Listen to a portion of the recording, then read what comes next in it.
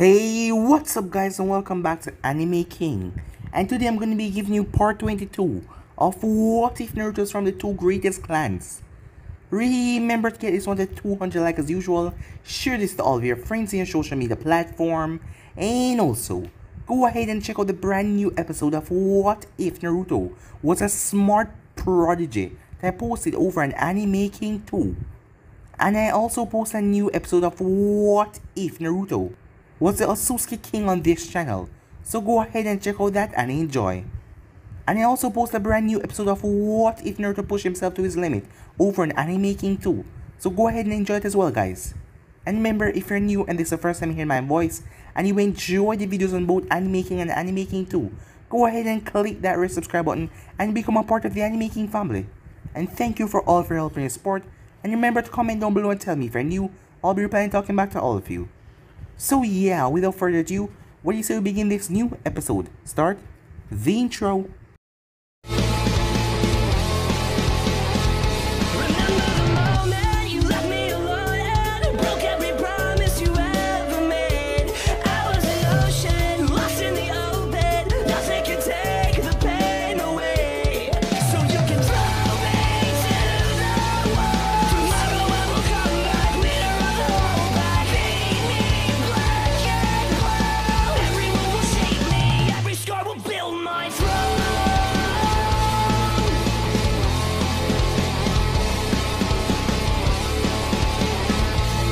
So, the last spot we left off.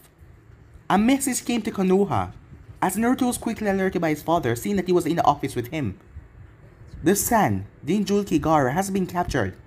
Seeing that Naruto could fly, his father sent him along first. As Naruto raced off at top speed, while Minato got the other team to send after Naruto for backup, as Naruto brought Sakura with him. As they arrived at the hidden stand, Kankuro was treated of his wounds, as Naruto promised Temari that he will get Gaara back, as he fly off leaving Sakura behind. Meanwhile, Deidara and Sasori were heading towards the Akatsuki base, when something fell from the sky, stopping the both of them, as the battle started between them, as Naruto summoned a lot of wood clones. The wood clones are spread out all over the place. As Naruto did his nativity of trees, the forest came around them, as they had to jump away, as Deidara bird got caught up in the forest. As Naruto wood clone took Gaara away, as Deidara released multiple bombs on Naruto, exploding him. As Sasori puppy got destroyed by one of Naruto wood spikes. He leaped in the forest as Deidara bombs exploded the entire area. Sasori was about to go after Jinchuriki when he felt something tear through his chest. He looked down to see a sword. It was Naruto Dragon Blade coming through his chest, stabbing right through his heart, as Sasori was surprised, because all along they were fighting a wood clone, as Naruto could sense the power come from this heart seal in his chest. As Sasori commended Naruto and defeated him so fast, as he told him a little secret. He knew that Konoha is after the two Uchihas, so he told him in 10 days he will be meeting up with a spy that is under Orochimaru ranks on the Tenchi Bridge.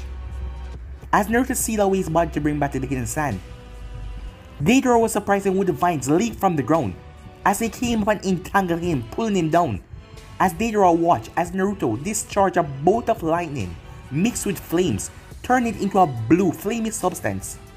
As Deidara could only see the art, as it came down on him, a massive explosion tore through the entire forest, destroying everything.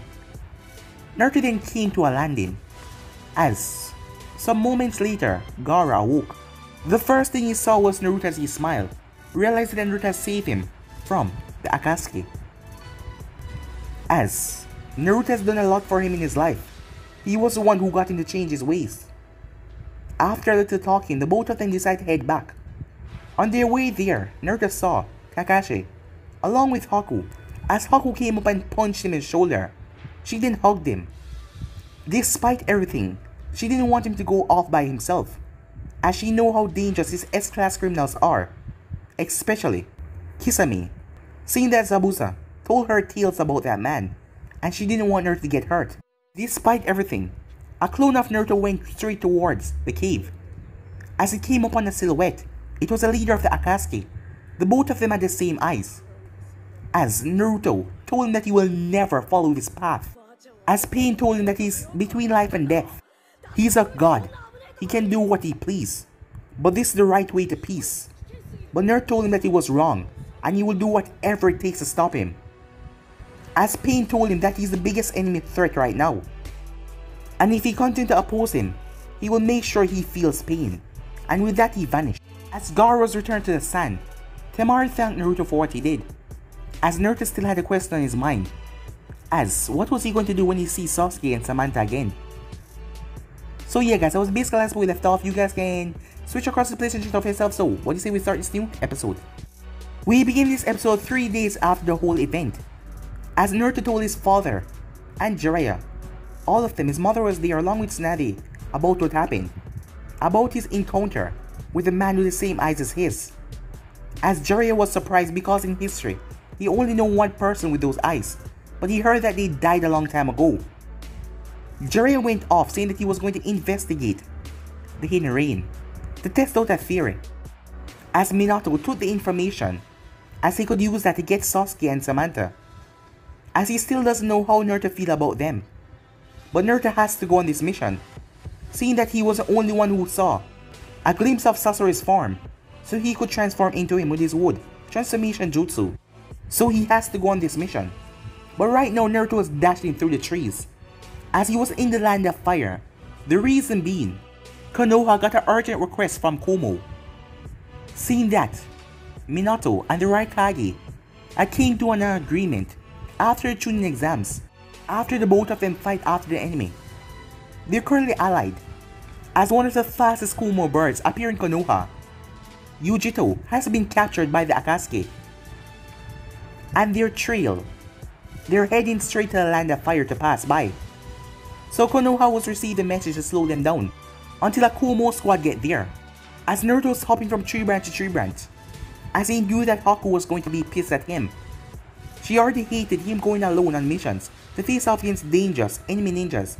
Even though she knows he's strong, she became that protective of him. But there was a group of Konoha ninjas that's gonna rendezvous with him soon. But Naruto is much faster, and he can also fly, so he can scope the area, as Minato sent him along to slow them down. And if anything, the Konoha ninjas will be there to back him up. As Naruto came to a stop, he sit down on the ground. As he concentrates, closing his eyes, Dragon Sage mode appear on his face. His senses spread out wide, all over the area.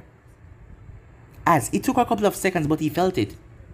2 chakra signatures, with one of them rather dim, that the person was unconscious. That must be her, Naruto said, as he got to his feet. Getting to his feet, he took off up into the air. Meanwhile, this is boring, Kakazu, said Hidan, as he hadn't sacrificed anyone today. I need my sacrifice. The only thing we came here to do was capture the tail beasts. And you know how much I hate to do that, seeing that we have to bring them back alive. That is necessary, Hidan. If we kill them, you know that the beasts will just disperse and reform somewhere else. Is that what you want?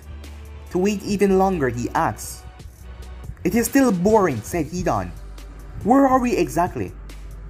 We're currently in the land of fire, Kakazu said, where there must be some town or something around here. Jashin needs his sacrifice. We're not going to stop just so you can sacrifice. What? I always stop and do all your crap when you are gathering bounties. What do you mean you're not going to stop and do my sacrifice? That is what I said. Remember what the leader told us. This Uchiha Naruto is out there. So why do I have to care about him? Once I come across him, I'll slaughter him. Remember what the leader said, Hidan. Do not underestimate him. And just because we were already here, the leader have us continue with this mission. I heard that Deidara and Sasori failed. They were killed by this Naruto. What? Those idiots let him kill them? Well, it doesn't matter. Unlike them, I can't die. So when I see him, I'll chop him up into pieces. Keep on underestimating people. The next time your head is removed from your body, I won't sew it back on. Huh, you say that now. But without me, you will end up dead very soon. Are you saying that I need your help? Well, of course. And don't act like it's not a reality. Just because you're strong, Kakazu, you still need my help. That is why we're on a two-man team.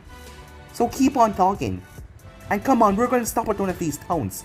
Jashin needs sacrifice. I told you I'm not stopping. And I told you we are stopping. Hidan. I know, I feel him. Hidan then spin around as a sword drive right through his stomach. A wicked grin came on his face. Huh, have you now, he said, as he lunged out his hand.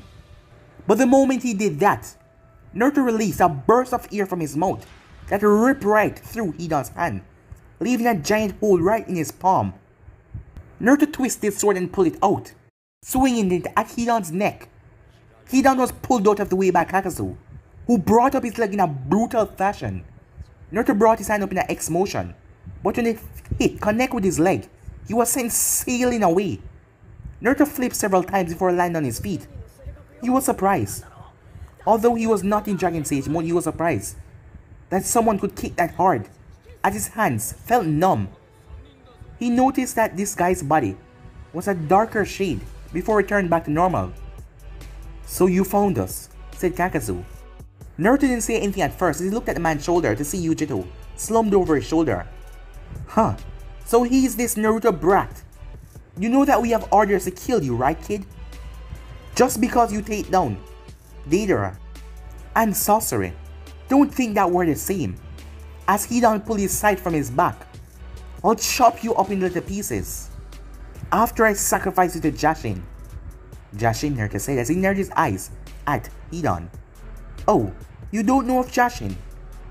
Don't worry, you'll get to meet him soon when I sell your soul to him. Before Naruto or anyone could say anything, he leaped forward, slashing towards Naruto with his sight. Stay out of this, okay, Kakazu? I'll handle him. Naruto blocked each of his strikes with his sword, as both of them came into a stall, pushing back on each other. Hidan smirked as he pulled a spear from his cloak, thrusting it straight towards Naruto. Naruto extended his other hand as it turned into a wooden spike as he knocked it with his spear. Flipping back, he ran through several hand signs. As a massive tornado of wind was created, Hidan just smiled and held out his hands as the tornado smashed right into him, slicing blades slicing right through Hidan's body. Naruto just watched, analyzing his foe, because he just realized something. The stab that he got earlier, it doesn't seem to even affect him. He narrowed his eyes at Kakazu, who wasn't really paying attention. Kakazu was just looking out of space. Yujito was still, crossed his shoulder. Once the tornado died down, Hidan dropped to the ground. Several cuts all over his body, but there was a wicked smile in his face. Huh, you are kind of strong, he said. What the hell, Naruto thought. As Hidan just looked at Naruto. But it doesn't matter what you do. You can't kill me. And why is that, Naruto said. It's because I'm immortal, Hidan shouted. Immortal? Huh, have you heard of it? Someone who cannot die. And that is why I'm the wrong foe for you to go up against. You stupid, insignificant brat. I'll make you pray that you never meet me after I'm finished with you. As he dashed towards Naruto again, swinging his sight. As Naruto dodged and countered the attacks. Could this guy really be immortal, Naruto said, jumping back. As, if he is truly immortal, how did it really work? If he took off his head, would it explode into flames and grow another head? As he remembered what Ragnarok told him about the Phoenix, that there are Phoenix, immortality. But this guy talked something about Jashin. Yes, Ragnarok did tell him about that. Some kind of demonic god or something like that grants his users immortality when he offers them soul. But his body can still be shred to pieces or cut apart, right? As a smirk came on Naruto's face as Hidan noticed, Hidan felt the force then pushed back against him. As Naruto was slashing with ferocity, Hidan jumped away as he twirled his sight straight towards Naruto. It was coming towards Naruto's head when Hidan pulled on the rope, making it flip over, coming down towards Naruto's skull. Naruto brought up his sword and blocked the attack, but the blade scratched his hand a bit. As it cut it, Hidan gained a wicked smile on his face as he pulled back his sight. He then licked the blood, as he then jammed his sight into his stomach. What the hell, Naruto said. He cut out his own stomach as blood poured on the ground. He then used that blood as he drew a strange symbol as Naruto just watched him. as Hidan just chuckled the entire time, as Naruto was looking at Kakazu, who wasn't even paying him any attention. As Naruto watched him finish the circle, Hidan then stepped inside as he placed his sight back on his back. As he dropped his guard completely, as Naruto just narrowed his eyes at the man. It doesn't matter now, huh? Because you're finished. I know exactly. Are you gonna... Naruto stopped talking when Hidan jammed one of the pipes straight into his hand. As Naruto felt pain, as he didn't understand as he looked down to see a cut form right in his hand, as he didn't understand what was going on. Hidan chuckled some more as he stabbed himself into the gut. Naruto collapsed down to his knees as his gut was bleeding, same like Hidan's. Now do you get it? It doesn't matter because the fight is over. That is what I mean by this, he said, with a wicked smirk on his lips. Just because you defeated those two, that doesn't mean you can defeat us. I told you, Kakazu, he was no match for us. Well, me. You just stood there and watched. You told me to stay out of it. Yeah, and I was right. It would be a waste of your talents, right? Because this guy, who they claim to be special, is nothing more than a weakling. As he then stabbed himself one more time in his shoulder, Naruto winced out in pain. Oh, I get it now. Hidan looked at him. What? The moment you stepped in that circle, a connection was formed between me and you. After you taste my blood. I was told about this Jashin thing, seeing that it was a long time ago when I first started my training. I didn't remember all the details, but I understand now. So all I have to do is slam his hand on the ground. A wooden vine came out and wrapped around Hidan, pulling him straight towards Naruto. As Naruto smirked, first testing the waters, he threw a kunai. It sliced Hidan's ear, as Naruto felt no pain. The vine still wrapped around Hidan. He was coming straight towards Naruto. Naruto pulled back his fist. It was glowing with pure chakra as he smashed it into Hidan's chest. Hidan's body was sent sailing away as he crashed several times. Naruto then felt something as he brought up his hand, as a foot from Kakazu connected into his hand, nearly taking off his head. As Naruto winced out in pain, as yet again the man's body felt like it was made from iron. Kakazu then flipped over as he brought down his foot. His foot made contact with Naruto's X-form hand as the ground buckled and cracked under the weight. But Naruto stood firm as Kakazu noticed colors started to appear on his eyes. As Naruto pushed back Kakazu, Kakazu flipped as he landed.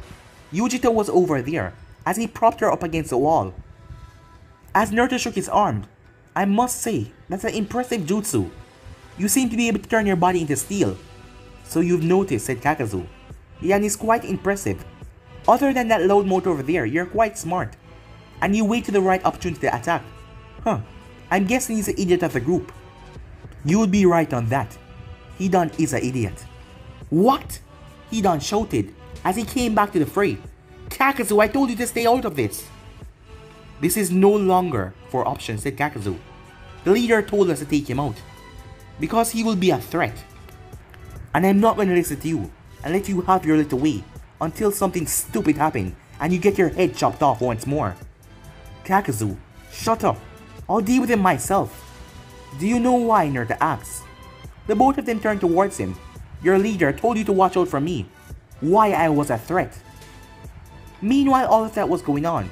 Samui, Amoy, and Karu were heading towards the battlefield, trailing the area from Kumo, as word has already been sent to Konoha, as they wonder if Konoha managed to caught them off guard and stop them before they passed Land of Fire. Meanwhile, from the Konoha point, Haku, Kakashi, and Yamato were heading towards Naruto's position. As Haku was really angry, yet again. She understood that he was strong, but she didn't like him going out on a mission by himself. As she shook her head, when did she become the bigger, protective older sister? But despite everything, he was the one that turned her this way. And she was really grateful for that. And she knew that this group was hell-bent on killing him after the information that she heard, because he was a threat in their plans. Don't worry, Haku, said Kakashi, seeing the look on her face. Naruto will be just fine, he said, giving her a smile. I hope so, she said. Meanwhile, Kakazu and Hidan felt that intense rush of power coming from Naruto. His eyes shifted to the Monk Eater Sharingan. Now let me show you why. Your leader told you to be cautious. I already made a vow.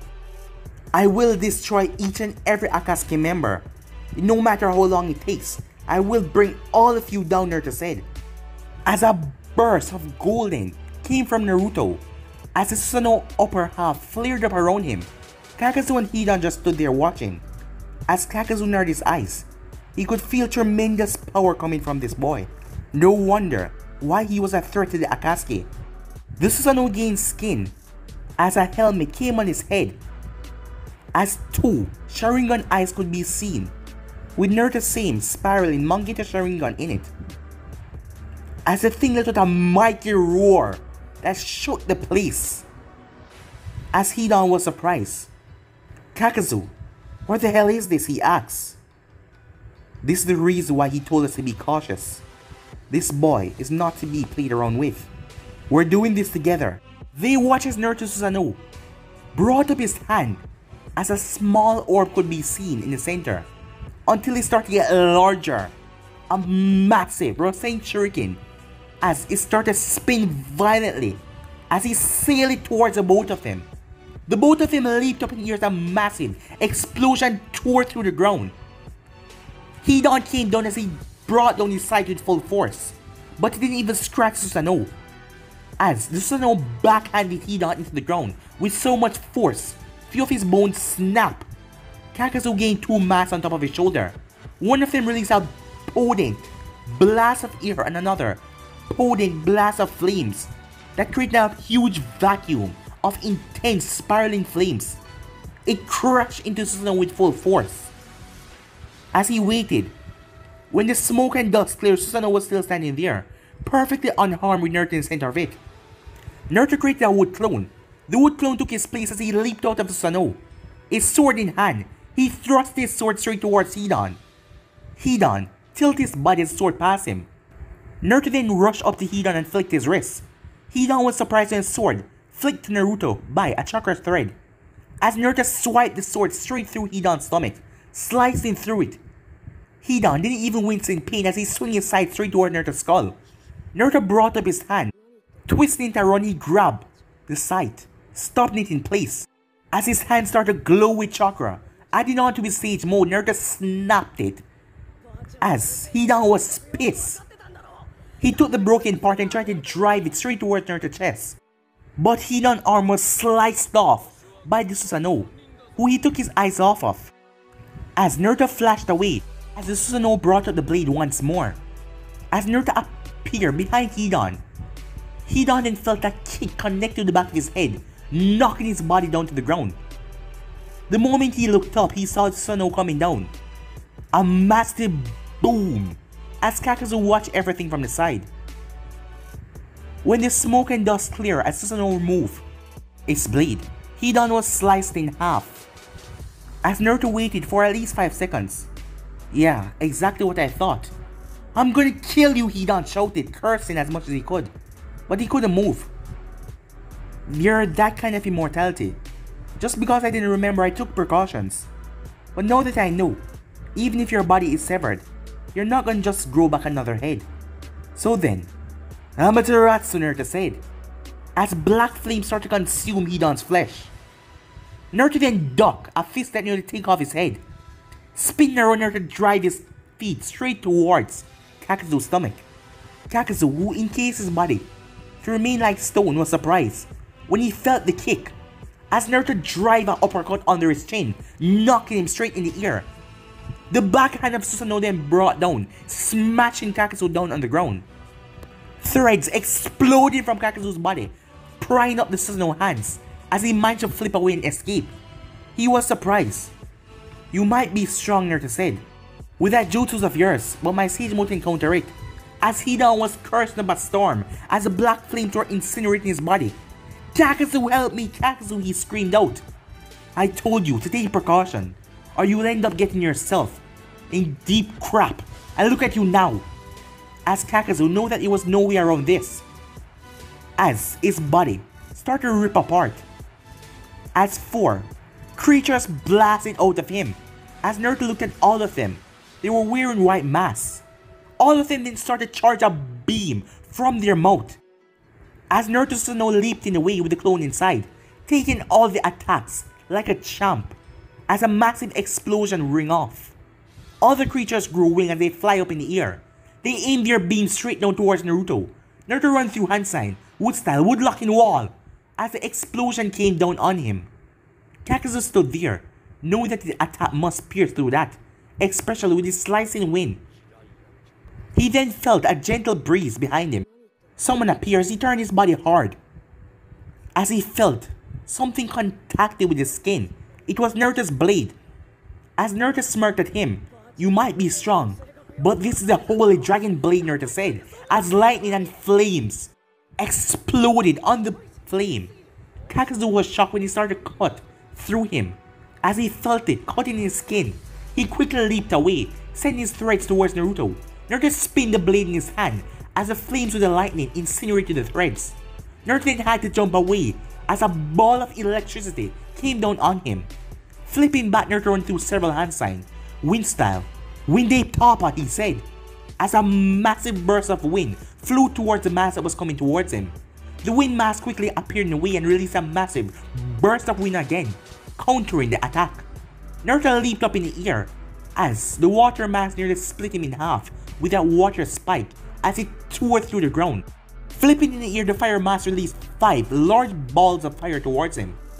As that was going on, Kakazu then noticed something as he heard several screeching sounds. All of the masses were coming down towards Naruto. As it was too late, the Susanoo already forming 2 giant Rasen Shuriken in both hands. As Naruto then flew up in the air, as Susanoo released them, they made contact with the 4 masses, incinerating each of them with a violent wind blaze inside, tearing them to nothingness. Kakazu watched in shock as he realized he only had 1 heart left. He then saw something manifested in the Susanoo hand, as it was a golden bow and arrow. There was 2 arrows on it as it fired off. The 2 arrows thrust towards him in incredible speed as he leaped out of the way, jumping right into the face of Naruto. As him and Naruto stared into each other's eyes for a second, before he noticed the glowing ball in Naruto's hands. Rasengan, Naruto said as he drive it straight into Kakazu's stomach. Kakazu's body was sent spiraling down to the ground with a massive boom. Despite that, he wasn't dead.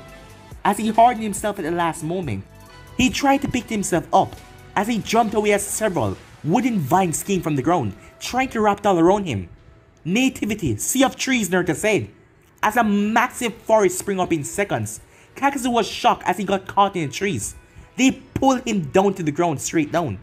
"Looks like I'll have to take you out just as your friend," Naruto said in mid-air, completely disintegrating you. As Naruto was in mid-air with his Sage Mode, just about to run out of time. But he already created his jutsu, as in his hand was a massive spear. Kakazu watched in shock as he was tangled up by the wooden vines, as in the inside was pure flames. On the outside was lightning cackling around it, as the top part was sharp, deadly sharp, with the lightning and fire coming at the top to reside in a sharp edge. As Naruto then thrust it forward, as it came down with tremendous speed, Kakazu had no time to dodge or do anything, he was stuck. It slammed right in his chest. But it wasn't done there, it exploded outwards, destroying the forest that Naruto just created, tearing through the entire ground, blowing away all the trees, in an explosion of pure lightning and flames. The Kumo group just arrived near to the scene. "What's that?" said Karu, as she looked up in the air. "Trouble," said Amoy. "Let's hurry up," said Samui, as they continued the trail even faster than before. The Konoha team was coming up, as they also saw the massive explosion. "Please be okay," said Haku as she dashed as fast as she could, as they were there to give Naruto backup. But Kakashi could feel Naruto chakra splurring all over. If she wasn't so worried about Naruto, she could focus on it as well, as he could tell that Naruto was dominating this fight. Well, he had a lot to work off. Naruto was really angry. Kakashi could tell but he was hiding his emotions, as he feel that Naruto doesn't know what to say when he meets Sasuke and Samantha again. As he also felt a bit conflicted to see his two other students, as he realized that he has failed as a sensei a lot. As he should have been there. He should have been there to help, but he wasn't. And he failed them as he left the village. He knew that the hatred for their brother would one day force him to act, but he never thought that he would actually abandon the village, seeing how everything was going along well. As Kakashi could only try to understand how Naruto feel, seeing that he was the closest to them, as he just increased his pace. Naruto landed on the ground after that massive explosion. He was a bit winded, but he wasn't tired. Because of his large pool of chakra reserves, he could keep going for days like this, days upon end, as he was told by his grandmother that his ancestor Hoshirama had chakra that rivaled Bijuu's, as he could also see that he is coming close to that as well, seeing that his chakra pools are so large. He then sensed something coming. He felt it, that chakra signature. He hasn't felt it in a long while, but it was different a bit, but it was the same. It was Samui. But he then felt that other one, which had hatred the moment she saw him. Well, anger. She was still pissed off despite him saving her at the Chunin exams though. Naruto had to duck a sword swipe as he rolled on the ground. He quickly got up to face Karoo. "What the hell's your problem?" Naruto said. "Oh, sorry about that. I thought you were the enemy," she said, with a slight smirk on her face. "I know damn well you didn't think that. You just wanted to hurt me, right? You know, what if I was extremely tired and couldn't move? What would you have done? I said I thought you were the enemy. We couldn't be too cautious these days," she said. "Caution my ass," Naruto said. "You know that it was me. Look at me. How can you place me for the enemy? I'm not even wearing one of those idiotic cloaks." Samui and Amoy landed as Naruto turned to Naruto came to a complete stop, as he wondered if that was the same girl that was at the Chunin exams. Because if it was, Naruto instantly blushed because of her chest. Those things has gotten large. She noticed his stare as she gave him one of those blank looks. He quickly turned his head. "Hey, where's Yujito?" asked Amoy. "Oh, she's right." As a clone flashed beside Naruto, the unconscious Yujito, Amoy came over. "It seems like she's fine.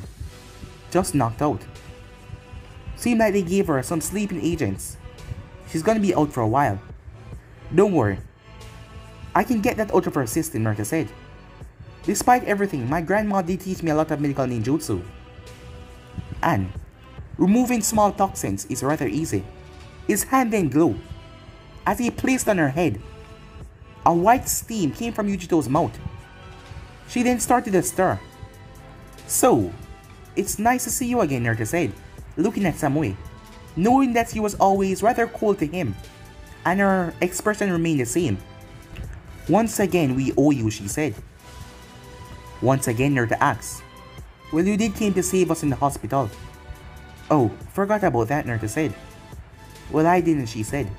"You seem different," Naruto said to her. "You mean my chest?" she asked. What? Why would you say that?" Naruto said. "Because I saw you staring at them." I wasn't," he said to her. "Don't lie. I saw you, and you can't change that.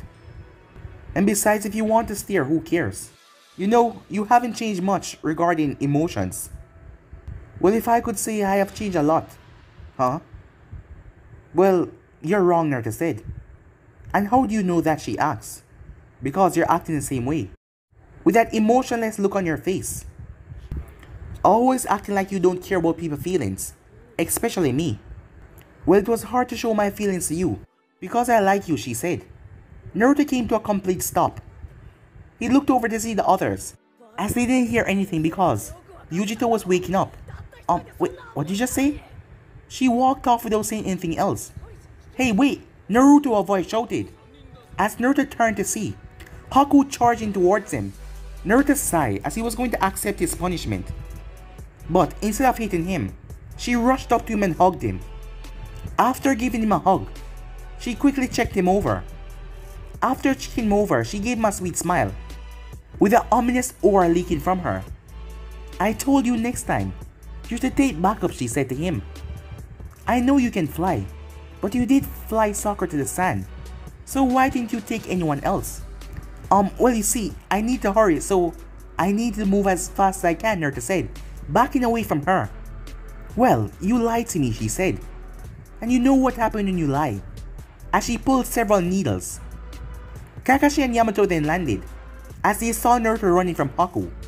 Despite everything, Kakashi was happy to see that he was not worried about what was going to happen in a couple of days, as Kakashi looked at the landscape that has been totally changed from Naruto's battle. Seeing that Naruto was running around and moving, that means he was basically perfectly fine. But the landscape was destroyed. Trees were everywhere. Pieces anyway. Lightning, scorched ground, burn marks. There was water puddles. After calming everything down, "What happened?" Kakashi said. "Oh, I faced off against these two guys," Naruto said. "One of them known as Kakazu and Hidan." "Kakazu?" said Yamato, as Kakashi nodded.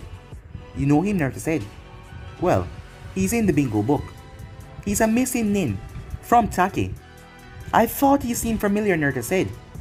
"But it's been a while since I looked in the bingo book." "Where are their bodies?" asked Yamato. "Well, you see, facing off against Hidan, no matter what I did to him, he would just stand up back. So I had to resort in incinerating their bodies, just to make sure they wouldn't come back." "You have really gotten strong, Naruto, I'm proud," said Yamato, seeing that he was one of them who trained Naruto when he was younger in his Mokitan, and how far he has excelled now. To see that Naruto was able to keep up with two S-class ninjas and take them down, and he doesn't even look all too beaten up. Well, he did have that impressive healing ability.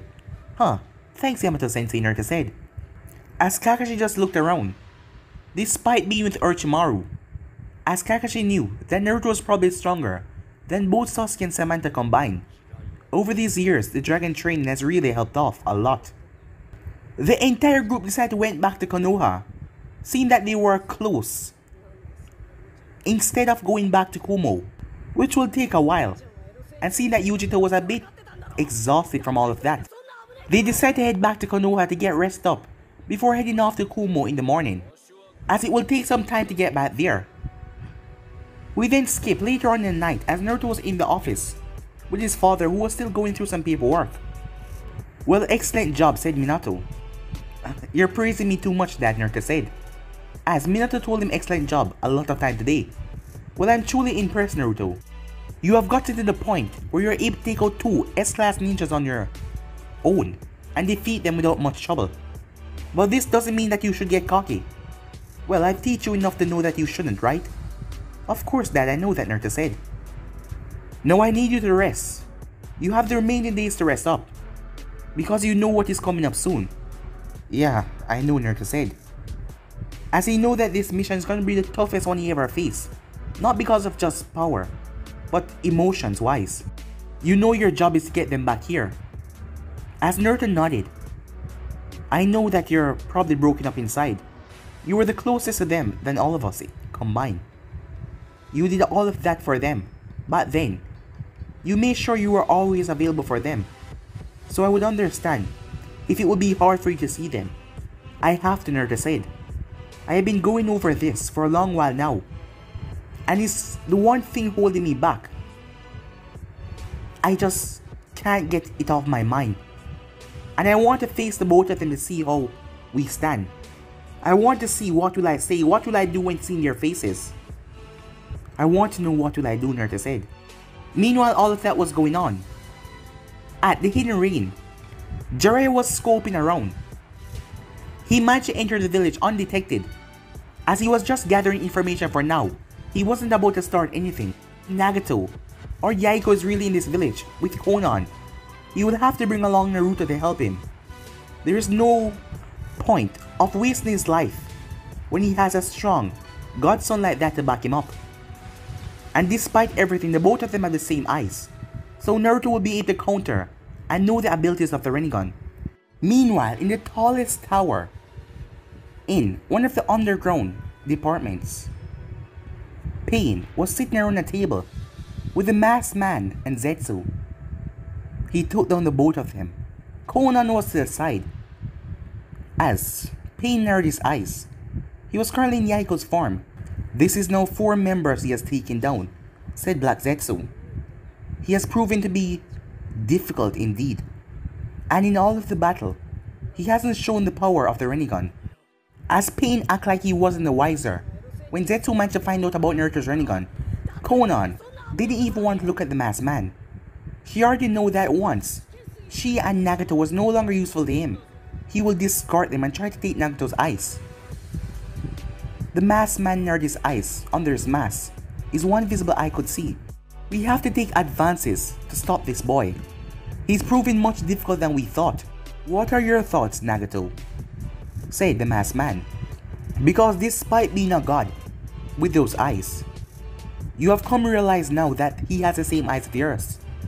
So what shall we do about this? At my current state and my current bodies, I don't think I can defeat him. Yes, that is true, said the masked man. With your utilization of the Rinnegan, it is difficult. He has all that power combined into him, not to mention the Sharingan. And if he has the perfect Susanoo, it is all over. So we will have to fix that. What do you mean by that, Nagato asks. Well, the only way to make you face him fully is for you to be able to walk again, to utilize all the power you have inside of you, instead of using those bodies. And how is that possible? The masked man simply narrowed his eyes at Zetsu. There is a way, Black Zetsu said, but it will take at least 3 weeks for you to fully adjust. Well, if that is the only way, then I will do it, said Nagato. Alright then, I suggest you tell the Akatsuki to go on the down low. We don't want any remaining members get killed, seeing how few there are right now. I will come back in 3 days. I have some work to do. And with that, he vanished in a swirling vortex as Black Zetsu went in the ground. After waiting to realize that they were fully gone, Konan turned towards Nagato. What are you doing, she said. You already know that he's planning to get rid of us. Why are you going along with this? Well, he still thinks that I'm under his thumb. If he can restore my legs, he's right, my power will return back to normal. Naruto is a big threat. If I don't stop him, there won't be anyone that can.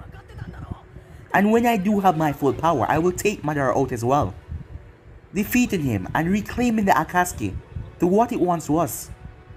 We can go back onto a rightful path of peace, and Naruto won't be in the way after I take him down.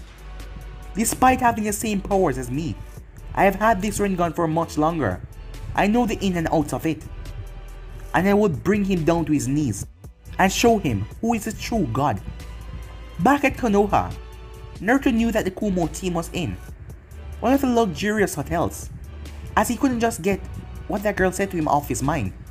He was rather surprised. Her always back talking him, always giving that blank look, it was because she liked him. But yet, she told him that and she just walked away, as he wondered if she didn't like him anymore. Despite everything, he realized that he hasn't been focusing on his personal life. Well, he needs to get this over with Sasuke and Samantha before he can focus on anything else, because his mind is intertwined right now. Moments later, Naruto was home. His mother was out, as she was with the Yamanakas. His father was still at the office. Haku was out with the others. His mind was too full of things to be alright now because they invited him, but he couldn't bother. He then heard someone calling him.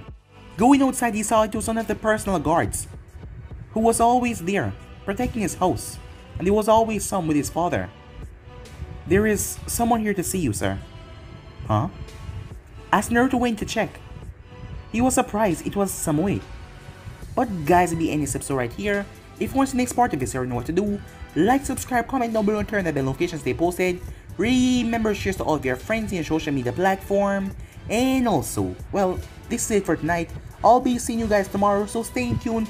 And I hope you guys enjoy each and every episode tonight.